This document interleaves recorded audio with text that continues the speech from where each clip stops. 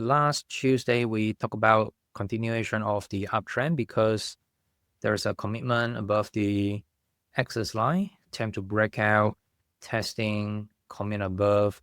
Although on Wednesday, attempt to break below, but close at a high. That's the final test before it heading higher into covering this gap. We talked about this gap last week as the first target zone, second target zone as 5,700.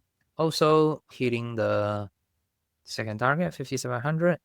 The third one will be somewhere around the axis line 5850. Somewhere around there will be the third target, which also in line with the previous Shanghai level, the previous axis line. Volume has been on the low side, unlike what we had before, like this type of the capitulation volume or even the selling volume right here. That's also encouraging. However, we need to watch out this key target zone from 5,700 to about 5,850 closely, because that is the obvious zone that could attract supply, because that's the logical target zone that people will sell into strength to take profit. And that's also 200-day moving average, 5,800. Let's pay attention to that. The blue line right here, that's the moving average of 50. We already see the first breakout coming above and then followed by a pullback.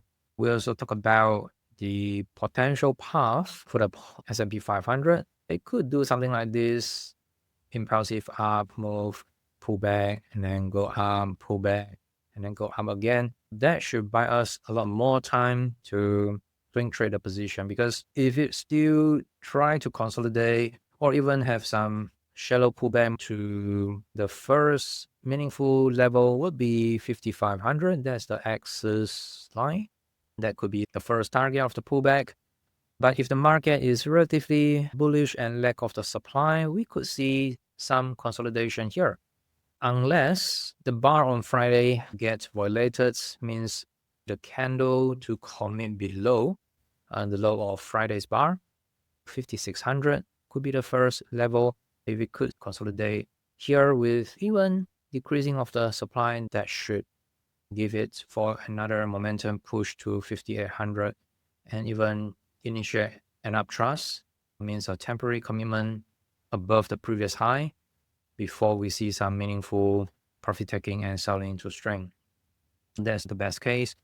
Another level to watch out is a pullback to 5,500. That's completely normal and don't need to worry too much if we do get the pullback to test the axis line, bouncing up and down before it jump to test the higher targets. So far, the swing is still up. There's no threatening price action. And the supply level that's on the low side suggests the supply is not yet coming out. So far, I still anticipate this the trading range. Let's see whether we'll get another push into 5,800 and to turn out from here. Let's watch this closely, whether we'll get a reversal at this level. The current swing is still up. Immediate price action would be some form of the profit taking, because this bar on Friday seems a little bit extended, localized buying climax, followed by some profit taking, some consolidation. Supply is yet to come out. Bullish short term, but long-term structure already violated. That will take time to repair.